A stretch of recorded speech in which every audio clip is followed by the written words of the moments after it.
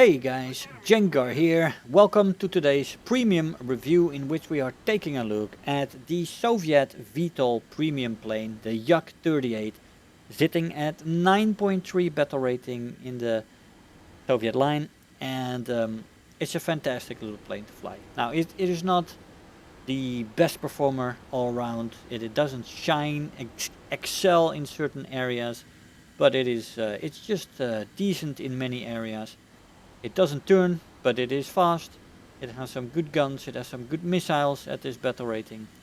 The vertical takeoff and landing stuff doesn't really help you in the regular battle, and you need to be really skilled if you want to make that work. I heard some people say that using the the thrust factor control can help you in turns if you're really good, but yeah, you have to be quite good at making that work, because it's easy to make mistakes with that, to take the plane off its stability and just mess it up. That is very easy.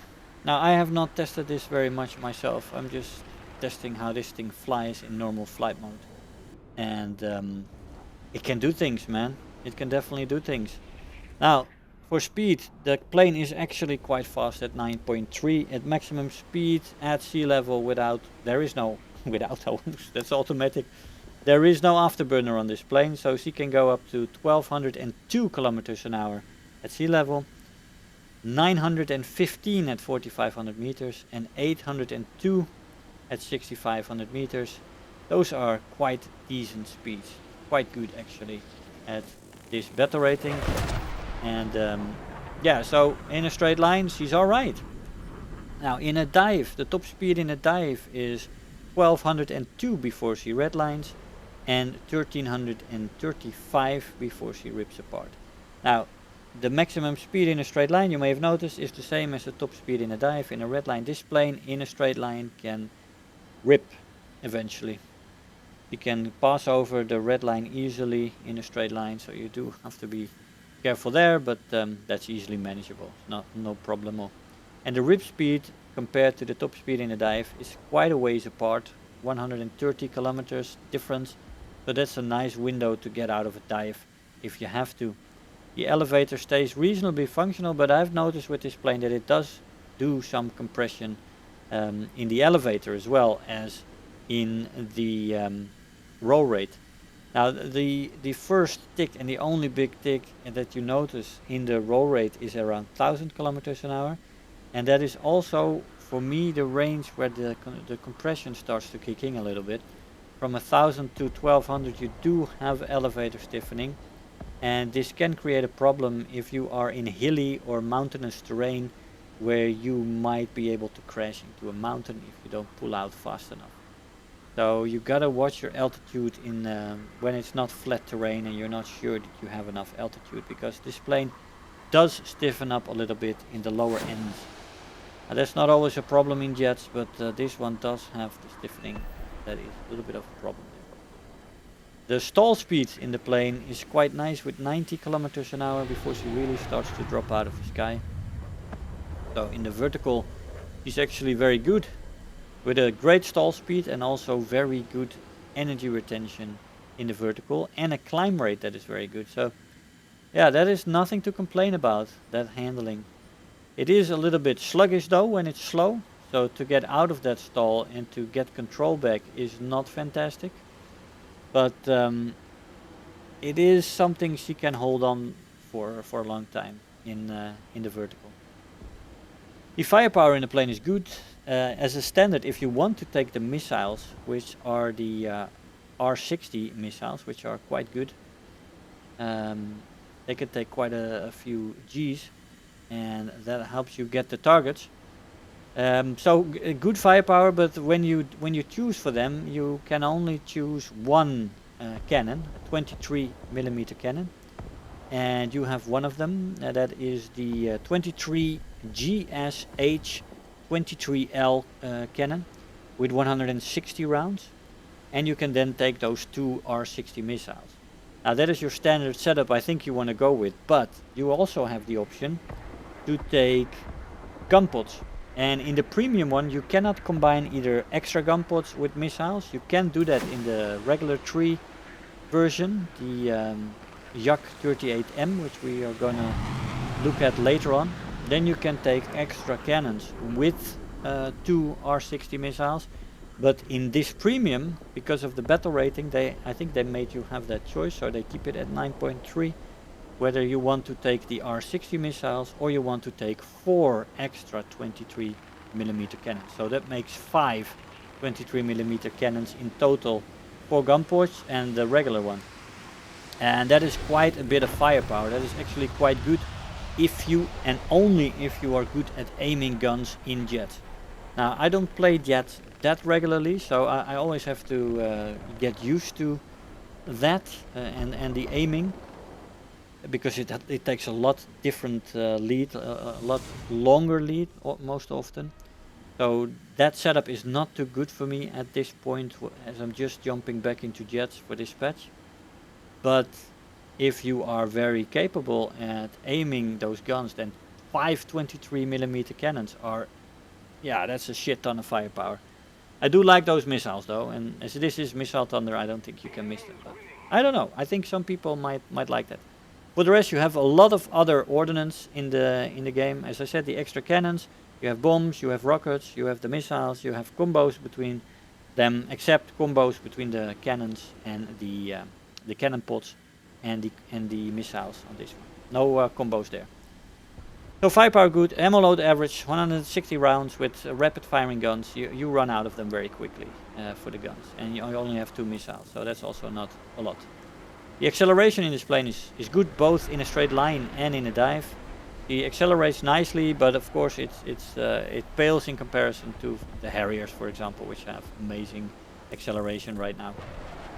But for the rest, there's a lot of competition for this plane when it comes to other planes. 9.0, 9.3, 9.7 battle rating. The acceleration in this plane is good. The energy retention in the horizontal is great, and in the vertical it's very good. So as I said, she really accelerates nicely and keeps her speed great in a straight line. When you come from a dive and you want to keep that speed 2,000-3,000 meters, she really holds better speed than she could run to, and then she could accelerate to. That's what I mean. And in the vertical, it's also very nice. She holds her energy very well, and you can definitely do some shenanigans in the vertical. You have a competition, of course, and that is difficult. Of course, the Harriers with their acceleration are also difficult opponents, especially in the short run. I have not flown that thing yet, so I'm not sure yet, but I did, for example, the F-11 and several other planes of the that this plane in the vertical can catch up to Harriers, though I have not done that yet, so I'm not sure. I am afraid of the acceleration of the Harriers, though, when I am in this plane. He easily out accelerates the Yak-38, and you really need to keep your speed up, because these days we have a Harrier turnout that is unbelievable. There is more Harriers in any server, whether it's US, Russian or American, compared to all the other nations combined. So you know, it's Harriers spam at the moment, and they are very good in the acceleration. Excellent, fantastic. The climb rate in this plane, as I said, is very good, which is a nice thing to have in combination with the vertical energy retention and the stall speed. The turn time in the plane is atrocious though, and bad with flaps. Flaps only rip off at 770 kilometers an hour, and that's average. That's all right, the flap rippage.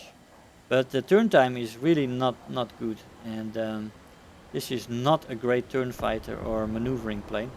The roll rate though is very good, so there is a big discrepancy there between turn time, which I feel is atrocious to bad with flaps, and the roll rate, which is very good, giving you an average maneuverability rate of slightly below average, I would say. It really doesn't turn well, and the roll rate is nice, but this feels a little bit like a jet version of a BF or Focke-Wulf 190. Same thing. You are fast, you can roll, but you don't have the greatest elevator authority. Overheating in the plane is not an issue. It overheats a little bit in the oil in the engine, but and then mainly engine 1. But for the rest, there is no issue at all. It is very easily manageable. Just fly a little bit below 100 and you'll be fine. Durability in the plane seems to be decent. I got damaged quite a few times as well, and she does take the damage well. She can fly home with quite a bit of damage, and that is a good thing to have. Makes it sturdy, makes it a little bit survivable. Now, how do you want to use this plane? Mainly as a boom and zoomer and an energy fighter. That's where this plane shines. You don't want to maneuver too much with this plane. Although the roll rate is nice in defensive maneuvers, you can do something there. You're not completely helpless, and your elevator control isn't that bad that you cannot use that roll rate to effect and actually, you know, avoid missiles or avoid shots coming in and make somebody overshoot. That is definitely possible, but it is not the situation where you want to be in. It is not. You want to be fast in this plane, and you want to keep to long boom and zoom or boom and run attacks that you can keep doing, especially on the lower altitudes, against a lot of planes. Of course, in an up tier you have a lot of planes that are equally fast on the lower altitudes as this plane, and it will be more difficult in up tiers. But at her own battle rating and in down tiers, you are very safe in boom and run attacks, and will definitely help you out. And she can also go into quite a steep climb compared to many other planes. But you do have to make sure that you are sure of the energy advantage that you have, because that can be, as always, risky in the missile age, going into the vertical with somebody behind you. It makes it more difficult to avoid the missiles as well as you lose speed. Anyway, let's see what kind of rewards we got for that performance. We got the best squad, terror of the sky, bulletproof and on hands, 84,000 Silver Lions and 23,000 research points. I'll see you in the conclusion. Hey guys, so here we are after the match. Now this plane, I liked it. I really enjoyed it. I got some good numbers on her. Very much into the positive kill-death ratio. I almost got 2-to-1. And for this plane, with the competition it has from the Harriers right now, I think it's actually quite nice. If I can do that, as I'm not the most regular jet pilot. I mean, I know how to position and I know how to play, but my aim with the guns is definitely not on point yet. And my missile usage and my radar usage especially, I mean, I need to up that game a lot. And I can definitely still improve a lot. And this plane is already giving me an almost 2-to-1 kill-death ratio. So yeah, I was very happy with the performance of this plane to see how she would do. And it fits my...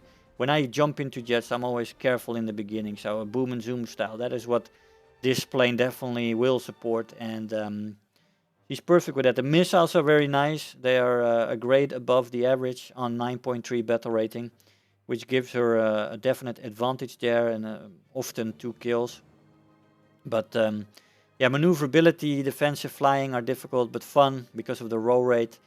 You definitely just don't want to be the focal point in a maneuvering fight. That's not where she shines. But yeah, I really like this premium. I like the battle rating, and you know, the VTOL part, vertical takeoff, and in the match it will definitely not really help you. Maybe if you're an excellent pilot and you can use a little bit in the turn. I don't know if that story was true. I haven't tested that yet. But if that is true, then it can help you if you're an excelling pilot there. For the rest, the basic plane without using that thrust vectoring control is already a good plane. And I think this premium is definitely worth her money. 9.3 battle rating, the R60 missiles, the speed. Yeah, and there's nice rewards in this plane as well. So I think this is one of the better rank 5 premiums to buy, and I think you can do that if you're looking at a plane and you have been looking at this one. You can buy her without a doubt. Guys, I hope you enjoyed the video. I want to thank you all for watching, and I'll see you guys next time. Bye bye. If you're new here, make sure to hit the subscribe button, become part of this community. If you are already a subscriber, don't forget to like the video, do leave me a comment, And if you really feel like helping out today, make sure to share the video with your friends and let them know about the channel.